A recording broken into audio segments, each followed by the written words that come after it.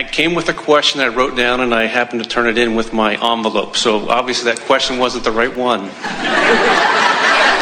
The girls have been out there trying to answer it all morning. Coming back from the last break, the person beside me asked, "So how's it going for you?" And I said, "I have a big knot in the middle of my back." And she said, "Well, just you're around people that you can relate with and understand that what's going on." So I kind of let go a little bit, and the knot's gone. But the question that I have is, I'll put it in one word, it's fear. You were this morning talking about anger, and then fear was, in your definition, worse than anger. Much worse. And I'm somebody who doesn't get angry, but I get very fearful. And that's something that I struggle with, and I see it turning me away from going downstream. It's something that keeps me going upstream. Well, it doesn't keep you from going downstream, and it doesn't keep you going upstream. It's an indicator that you are going upstream rather than downstream. In other words, fear is just an indicator. That's all it is. It has no power. It's just an indicator of what you're doing with your vibration.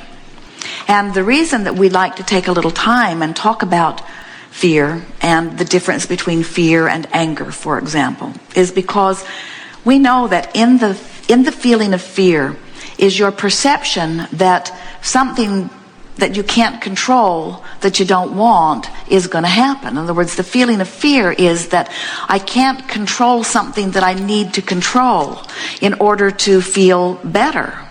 And so when we say to you that fear is an indicator of what you're doing with your thought in relationship with what you really know, if a person says to us, as you have, "I have chronic fear.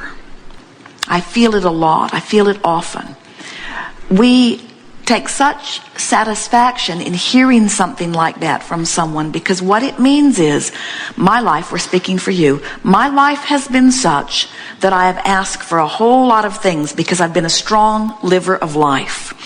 And I have asked for so many things that I have, inner being wise, soul wise, source wise, I have become such an expanded version of me, but my thoughts that I think mostly moment by moment, day by day, don't let me go to that expanded version of me.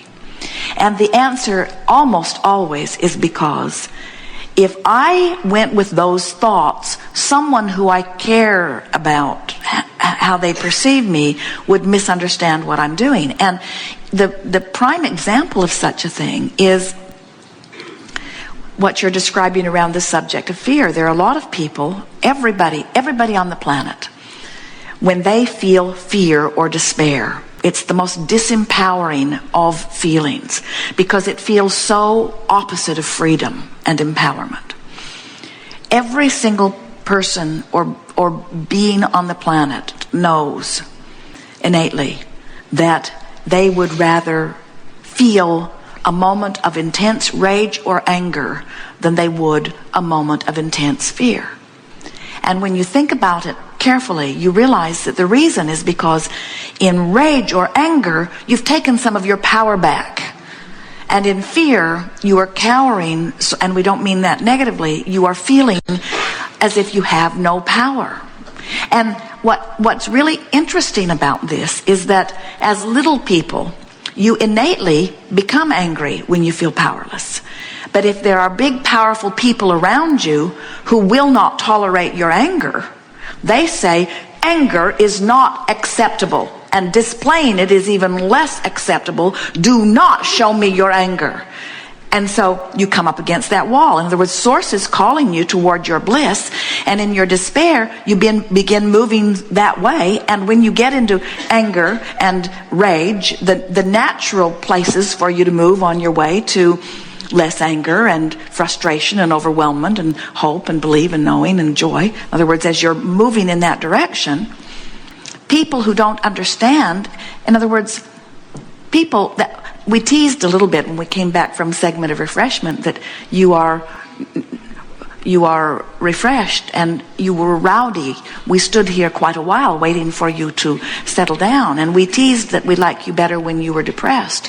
And we really are teasing, but your human friends really do prefer you to be depressed or afraid than angry.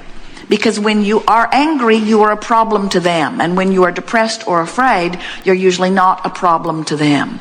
And almost nobody gets it, that it is natural for you to move in the direction of your empowerment. And so many people have not been allowed by the circumstances of their society or by the circumstances of their household to get angry.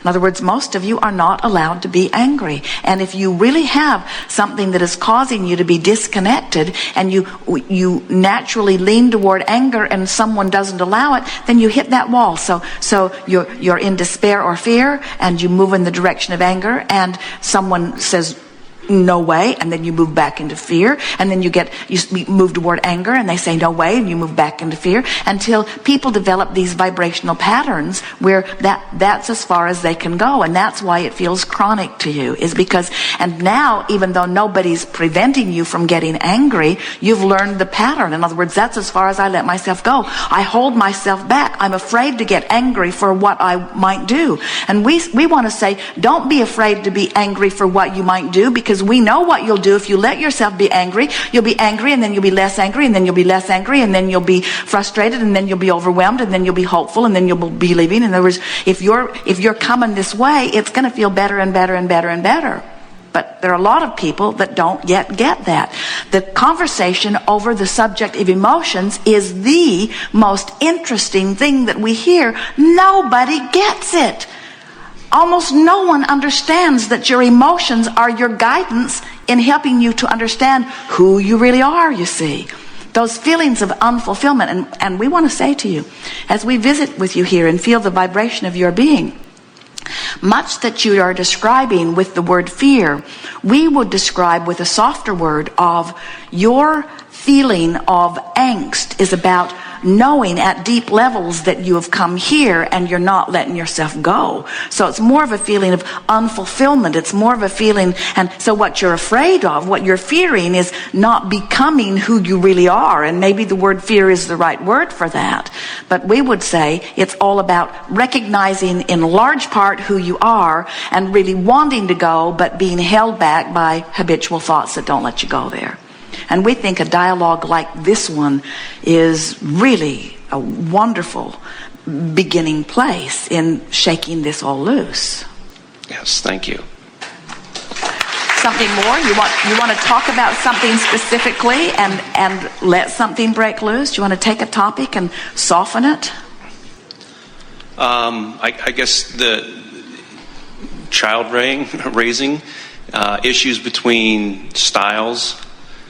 I'm more of letting the flow of the current take our children along, and my wife is more a controlling person, but she wants me to be a controlling person to have the children obey and do things a certain way. And what was your experience like as a child? It was pretty much free to flow and do what I wanted. I had a mother who could get angry, and she was kind of removed. She was there physically, but there wasn't a connection there.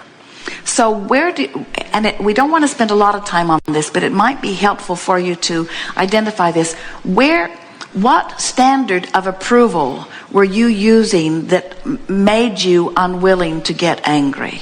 In other words, there was a situation at recess in 8th grade. The teacher confronted me about something, and I was a big kid, and I was face to face with them, and we were yelling at each other.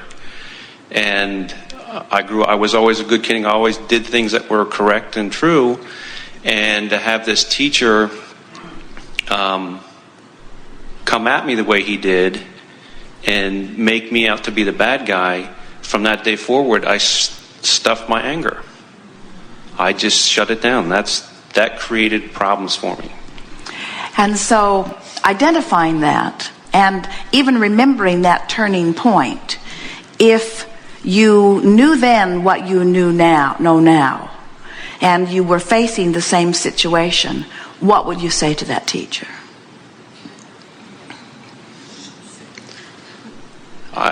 I would let him know that I have the ability. Tell him.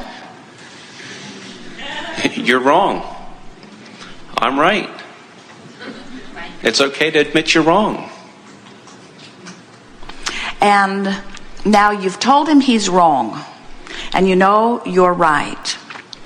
And he's wrong, and you know he's wrong. And you're right, and you know you're right. And let's say that you even told him, but he's not having any of it. I don't have to, as long as I know that what I say is true, it doesn't matter whether he receives it or not. But he didn't hear you. He didn't hear you at all. And he's standing there. He's self-righteous. He's got all the power. He can control what happens to you. And he believes that you're wrong and that he is right. So that's just what is. In other words, this is a condition that you cannot control. Right. You cannot take him and mold him and change him and teach him. He's going to think like he's going to think, wrong-minded as he is. That's what he thinks. And what are you going to do about that? In other words, what is what is. He thinks he's right.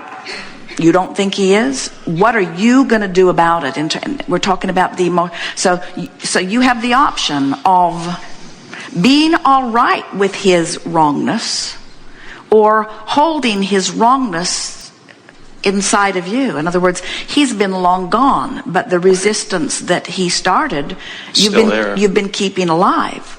So it would be so nice if you could just reach into the past or even in the present day and just strangle somebody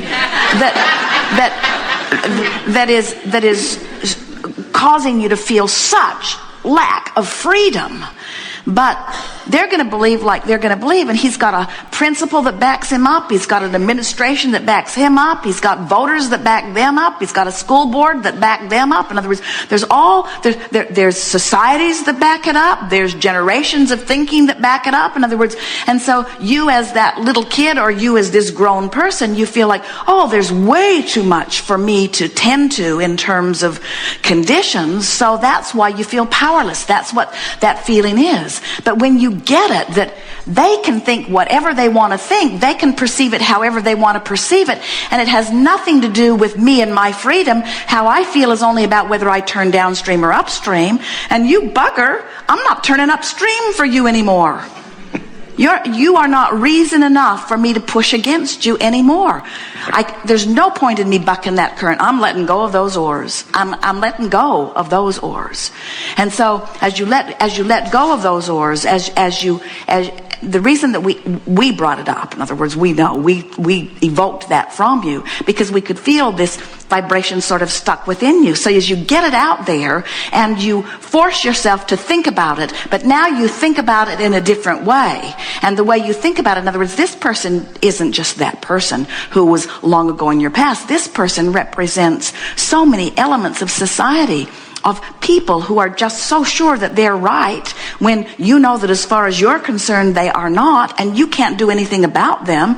And so that's what's got you all knotted up. That's the knot in your back too, you see.